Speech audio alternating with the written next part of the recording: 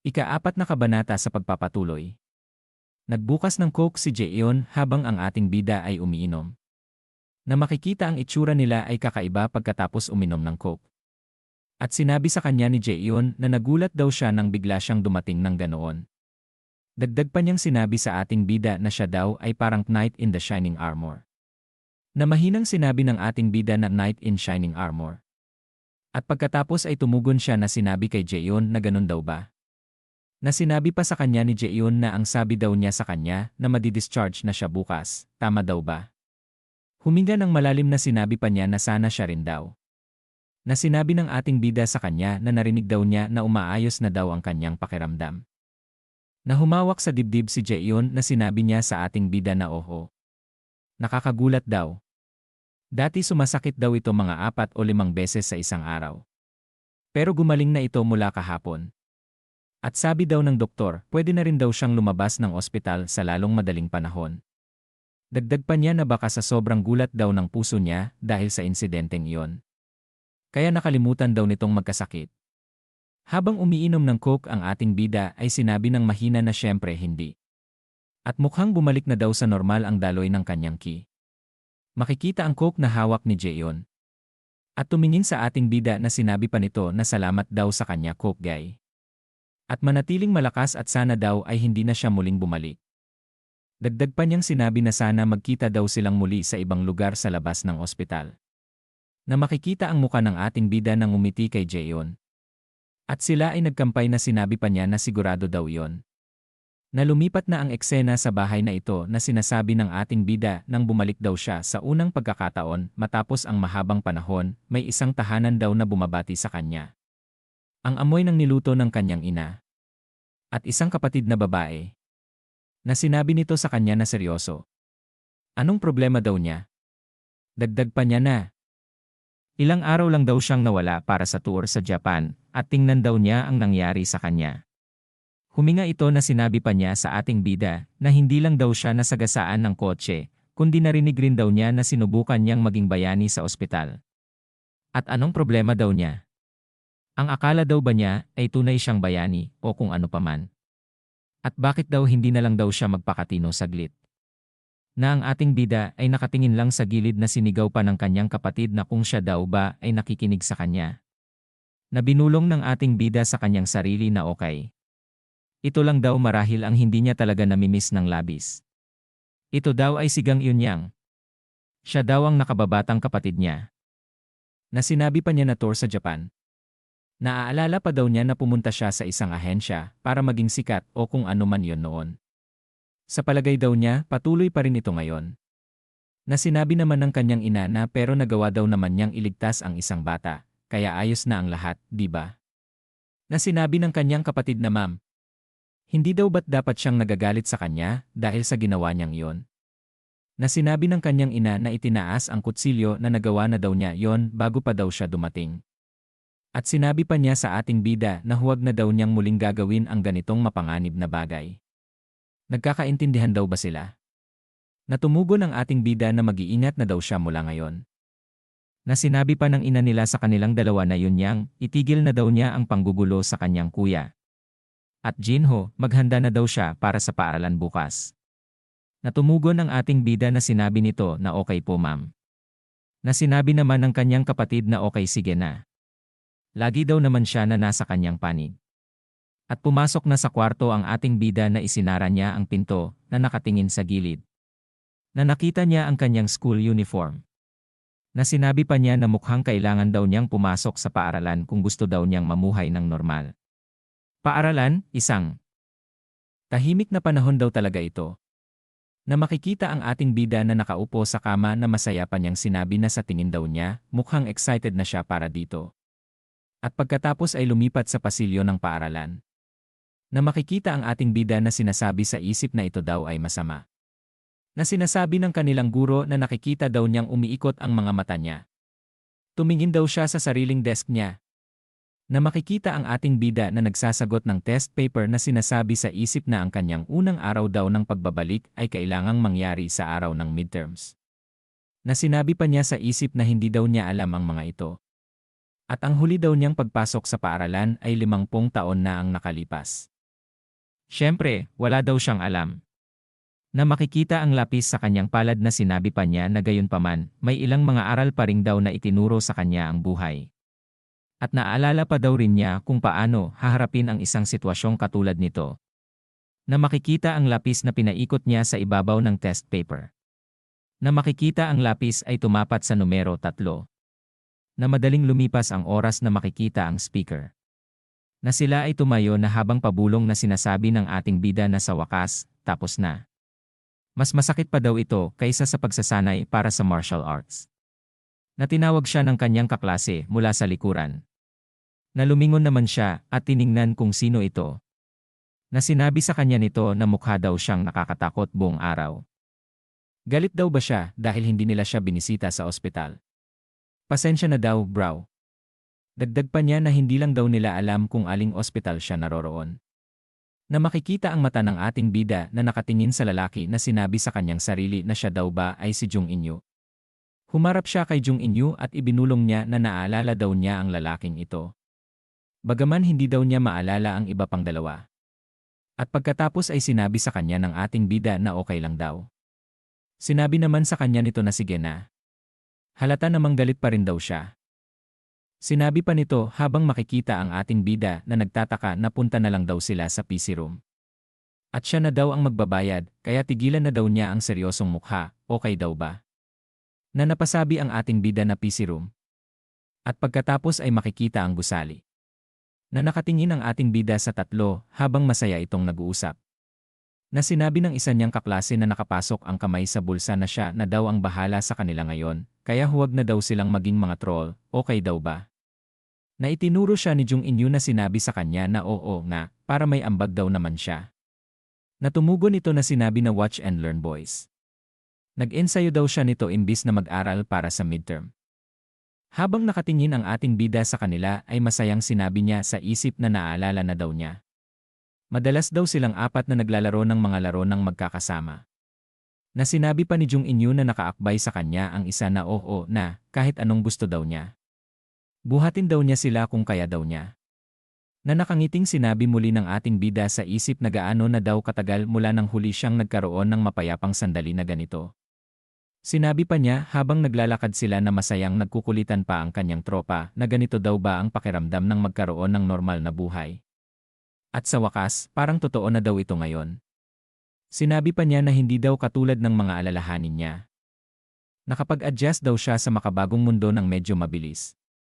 Na siya daw ay nakikipagbanding sa mga kaibigan niya, na nakangiting sinabi ni Jung Inyu na siya daw ay napagtulungan. Na sinabi naman ng ating bida na ano daw itong hedgehog. At lumipat ang eksena kung saan nakaharap siya sa guro na sinasabi niya na pinapagalitan daw siya ng guro dahil sa mababang mga grado niya. At lumipat naman sa kanilang bahay na sinabi pa niya na lalong naging malapit daw sila ng miyembro ng pamilya niya. Sinabi pa niya habang makikita silang magkatalikuran ni Red Demon na tila nagkaroon daw siya ng mga inaasahan. Dahil sa kapayapaang ito. Na balang araw, ang Red Demon Master daw sa loob niya ay maglalaho at makakapamuhay siya ng normal na buhay bilang Gang Jinho. At sa ganitong paraan, mabilis na lumipas ang panahon ng mapayapa sa loob ng ilang sandali. At pagkatapos ay makikita ang libro niya na siya ay napahinga ng malalim. Na sinabi niya sa isip na talagang wala daw siyang naiintindihan. Dahil hindi pa daw niya ito na pag-aaralan, baka dapat daw siyang bumalik sa mga materyales ng pang-elementarya. Dagdag pa niyang sinabi sa isip na 1 buwan at kalahati na lang daw hanggang sa susunod na pagsusulit. At baka imposible nang maabot ang antas ng kaalaman niya sa isang high schooler sa ganitong panahon. Natinapik siya sa likod ni Jung Inyu na sinabi nito sa kanya na nakita daw niya siyang pumapasok sa opisina ng guro. At mukhang bagsak rin daw siya sa pagsusulit. Sinabi pa nito na sumuko na lang daw siya tulad niya. Na naiinis ang ating bida na binulong pa nito sa kanya na sobrang pangit din daw ng gaming skills niya. At paano daw kung iyon na lang ang pagpraktisan niya? Na sinabi sa isip ng ating bida na nakakasar daw siya. Siguro, kailangan na lang daw niya siyang knockout na biglang isang upuan ang bumagsak. Na silang dalawa ay napalingon ng tingin. Na isang kaklase nila ang binubuli ng 3 lalaki. Na nakatingin lang ang ating bida na nagtataka. Na sinabi ng kulay dilaw na buhok na ano? Hindi mo ito dinala? Iniisip mo bang biro ito? Natumugon sa kanya ito na sinabi na pasensya na. Pero wala daw siya nun. Na naiinis na sinabi ng dilaw ang buhok habang nakangiti ang dalawa nitong kasama sa likuran na. Park Yo-min, kailan ka ba matututo? Wala daw siyang pakialam kung kailangan daw niyang magnakaw ng isa. Ang sinabi daw niya ay dalhin niya ito. Na makikita ang ating bida na nakatingin pa din na sinabi nito sa kanyang sarili na napaka-interesting. Hindi daw niya akalain na may isang tao siyang maaalala ng ganito kalinaw. Na sinabi niya na siya daw ay si Choi Yang-soo. Sikat daw siya sa paaralan bilang isang marahas na bully. At higit daw sa lahat, naalala pa daw niya na kahit ang mga guro ay hindi siya matapakan dahil siya ang apo ng chairman ng paaralan. Sinabi pa ng ating bida na makikita ang kaklase niya na binubuli daw ba niya siya para sa kasiyahan at pagpapakita ng sarili. Naaawa daw siya sa batang iyon. Pero wala daw siyang dahilan para tulungan siya. At tumayo na siya sa pagkakaupo na sinabi pa niya sa kanyang sarili na siguro mag-aaral na lang daw siya sa ibang pagkakataon. At mananatili na lang daw siya sa labas ng sandali. Nabiglang nanginig ang katawan niya nang marinig niya ang salitang ikaw na baldadong werdo. Na naiisip pa niya noong siya ay baldado pa na nakaupo sa wheelchair. Nabalik kay Choi Yang-soo. Na sinuntok at tinandyakan ang bata na sinabi pa nito na alam daw ba niya kung gaano kasuklam-suklam ito. Na magkasama daw sila sa iisang silid. Na naririnig ng ating bida ang mga sinasabi nito na talaga daw bang siya ay baldado. Tinanong daw niya kung nagkukunyari lang siya para makuha ang pansin. Na makikita ang kanyang kaklase na nakakover na dumadaing ng sakit. Na si Choi Yang-soo ay napahinga na nakatingin sa bata nang sabihin sa kanya ng lalaking kasamahan niya sa likod na bro. Tingnan daw niya ito.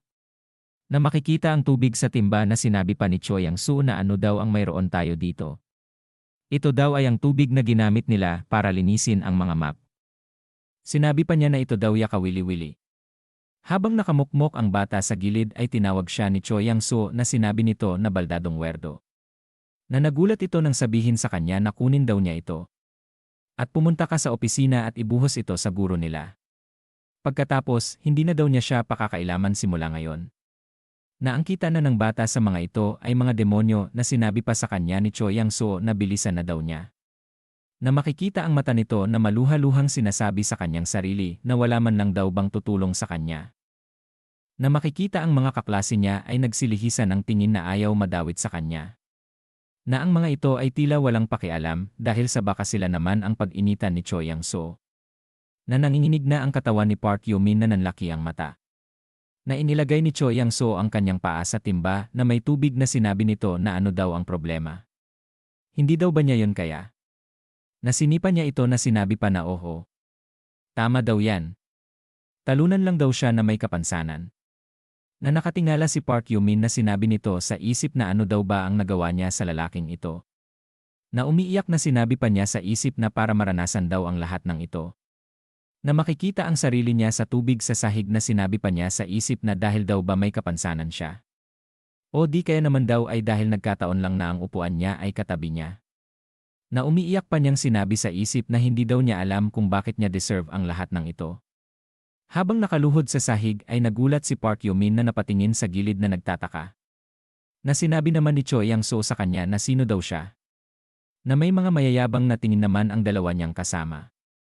Na makikita ang ating bida ay tumayo sa gilid ni Park Yo-min na nakatingin sa kanila. Na pinagmamasdan ng ating bida ang mga ito habang nakatikom ang mga kamao. Na makikita ang muka ng ating bida na sinabi sa kanila na itigil na daw nila ito. At dito na po nagtatapos ang ika-4 na kabanata.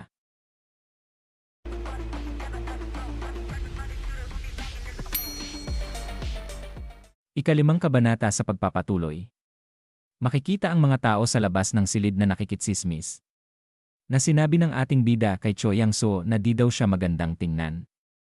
Natumugon ito na sinabi sa ating bida na sino daw ba ang tangang ito. Na sinabi ng ating bida kay Park Yo-min na siya daw ay bumalik na sa kanyang upuan. Natumugon ito na sinabi sa ating bida na ayos lang daw siya. At hindi na daw niya kailangang gawin to. Habang nakatalikod ang ating bida ay sinabi pa niya kay Park Yo-min na huwag na daw niya siyang pilitin na ulitin pa. Na naiinis na tumingin si Choi Yang-soo na sinabi sa ating bida na itong lintik na to na biglang sinampal ang ating bida na mayabang na nakangiti ang kanyang dalawang kasama. Na sinabi pa ni Choi Yang-soo sa ating bida na bakit daw niya tinutulungan ang weirdo na to. Bakit? Weirdo rin daw ba siya? At naiinggit daw ba siya na wala siyang nakukuhang atensyon? Nasasampalin na naman siya nito. Ngunit mabilis na hinawakan ng ating bida ang kanyang braso na ikinagulat nito. Nananlaki ang mata nito na may pawis sa kanyang pisngi. Hinawakan ng mahigpit ng ating bida ang braso ni Choi Yang-soo. Nagalit tumingin ito sa kanya na sinabi na lahat daw ng susunod na mangyayari, responsibilidad na daw niya. Nakatingin sa gilid si Choi Yang-soo habang ito ay nahihirapan na sinabi na ano daw bang kalokohan to. Na makikita ang mga tao na marami na ang nanunood sa kanila. Na sinabi pa niya sa isip habang hawak ng ating bida ang kanyang braso na ano daw ito. Bakit daw hindi niya maigalaw ang kanyang braso? Na ito ay dumadaing ng sakit. At pagkatapos ay gagawa ito ng sipa sa ating bida habang sinasabi na pakawalan daw niya siya na buwisit ka. Na makikita sa likuran si Park Yoo-min na ito ay nagulat sa gagawin nito. Na ito ay hinawi lang ng ating bida ng kanyang kamay. At pagkatapos ay hinawakan niya ito sa batok na ikinagulat ni Choi Yang-soo. Na malakas na tinuhod ng ating bida sa tiyan si Choi Yang-soo. Na makikita itong halos maiyak. Na tumutulo ang laway sa bibig. Na makikita ang batok nito na may mabilis na namang atake ang parating. Na natulala na lamang si Park Yoo-min kanyang nakikita. Na makikita ang dalawa niyang kasama na natulala at nanlaki ang mata na napasabi na Yeong. Na mabilis na tumatakbo na sinisigaw ng mga ito na sinabi na Yeong-soo habang ang ating bida ay pinagmamasdan ito. Inalalayan ng dalawa si Choi Yang-soo na tumingin ang mga ito sa ating bida na sinabi ng nasa kaliwa na ano daw ba ang problema mo lintik ka. Na sinabi naman ang nasa kanan na pagbabayaran daw niya ang mga ginawa niya. Na nagulat ang dalawa nang sabihin ng ating bida sa kanila na may sinabi daw ba siya na umalis na sila. Na sinabi pa niya na linisan daw nila ang ginawa nila dito. Na itinuro ng ating bida ang sahig na sinabi pa niya na linisin na nila daw ito. Na makikita sila habang nakaturo pa din ang ating bida sa sahig na si Park Yoo-min ay nagtatakang nakatingin sa kanya. Pati na ang dalawang may hawak kay Choi Yang-soo na tumugon ang mga ito na okay. Na bumalik na sa upuan ng ating bida na ito ay huminga ng malalim habang nakapikit na pinagmamasdan siya ni Jung In-yu. Na sinabi niya sa ating bida na saan daw ba siya natutong sumipa ng ganyan. Sandali lang daw. Hindi daw yan ang mahalaga. At bakit daw niya yan ginawa? Hindi daw ba niya alam na siya ang apo ng chairman? Na tumugon sa kanya ang ating bida na alam daw niya. Na sinabi muli sa kanya nito na alam na daw pala niya yon pero ginawa niya pa rin daw yon. Anong daw ba ang problema niya? Kahit na daw ang mga guro. Di makakabuwal sa taong yan. Na makikita ang ating bida na tumingin kay Jung In-yu na sinabi niya na okay lang daw. Siya lang daw naman ay mapapagalitan. Na tumugon ito na sinabi na seryoso daw ba siya. Na biglang may nagsalita. Na silang dalawa ay napatingin. Na ito pala ay si Park Yoo-min na humawak sa ulo na sinabi nito na salamat daw sa pagtulong. Jin-ho. Dagdag pa niya na pasensya na. Nadawit pa daw niya siya sa problema niya. Habang nakatalikod ang ating bida ay nakapikit niyang sinabi na hindi daw niya yon ginawa para sa kanya. Kaya huwag daw niya siyang pasalamatan. Ayaw niya lang daw sa nangyayari. Natumugon ito na pero. Na sinabing muli ng ating bida sa kanya na hindi niya rin daw iniisip na mas mabuti siya. Kaya umalis na lang daw siya. Makikita ang ating bida na nakaupo sa kanyang upuan habang si Park Yoo-min ay papaalis na. Makikita ang kamao ng ating bida na sinabi nito sa isip na buwisit.